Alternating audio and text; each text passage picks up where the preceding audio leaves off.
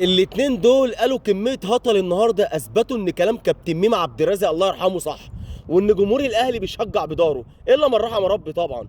شريف حازم طالع فارد صدره وبيقول الاهلي الاقرب للدوري، يعني الاهلي تالت الدوري من اول اسبوع فيه لحد دلوقتي، واللي محتاج خساره الزمالك وتعادل بيراميدز وفتح مضيق هرمز واعاده ماتش مصر والسنغال بقى هو الاقرب للدوري اكتر من الزمالك اللي محتاج نقطه واحده، وبيراميدز اللي محتاج يكسب وخساره الزمالك. المهم كمل هبد وقال لك زيزو مستواه متراجع عشان مش واخد على الاحتكاك القوي اللي بيلعب فيه الاهلي. يا ابني انت متعادل مع زد وسيراميكا وغزل المحله وخسران من طلائع الجيش، هو ده الاحتكاك القوي اللي مش متعود عليه زيزو؟ يهطل محسسني انك بتلعب في الدوري الانجليزي. المهم المعتوه ده خلص هبد، واللي بيشجع بداره بدر رجب كمل هبد وقعد يردد الكلام اللي الاهلاويه حافظينه، ان مش مهم الزمالك يكسب الدوري.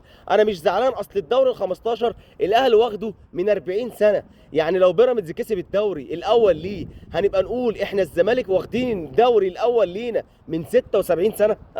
اكتر حاجه ضحكتني بقى وقالها بدر رجب، بيقول بزيرة بالنسبه لي لاعب عادي وزيزو احسن منه. يعني بزيرة اللي سجل هدف فوز الزمالك على بيراميدز، اللي كسبك 3، واللي صنع هدف امبارح في اهم ماتش بتاع سموحه، واللي مساهم في 25 هدف، لاعب عادي؟ وزيزو اللي انت جايبه ب 500 مليون مسجل 5 اهداف منهم 4 بلنتيات، يعني البلنتي واقف عليك ب 125 مليون، احسن من بزيرة؟ لما هو احسن من بزيرة ما نفعكش ليه في كاس العالم وطلعت حصاله؟ طب ما نفعكش ليه في كاس مصر وطلعت من فريق درجه تانية؟ طب ما نفعكش ليه في افريقيا واتخذت رايح جاي من الترجي؟ طب ما نفعكش ليه في الدوري وانت تالت من اول الموسم؟ والله بيشجعوا بظهرهم فعلا.